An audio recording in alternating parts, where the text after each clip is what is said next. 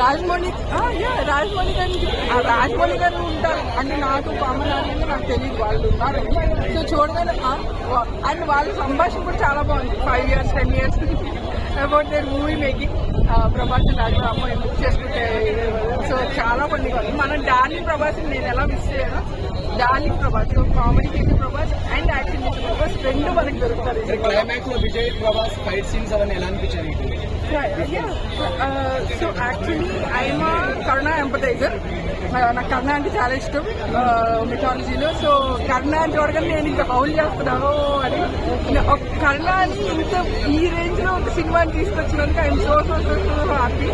Because Arjun ఉన్నాడు కానీ అందరూ క్యారెక్టర్ కంటే నా కర్ణ క్యారెక్టర్ చాలా ఇష్టం. అవును, దిల్కర్ సల్మాన్ తక్కువ ఉంది. But I think it's directors call.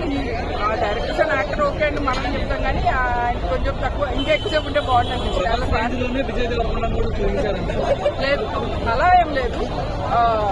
Prabhas role కి విజయ్ దేవరకొండ రోల్ కి సంబంధం ఏం లేదు. ఇట్స్ జస్ట్ సీన్ అంటే సీన్. ఒక సీన్ లో వాళ్ళిద్దరు తలపడాల్సి వస్తుంది క్యారెక్టర్స్ ప్రకారం. That's it.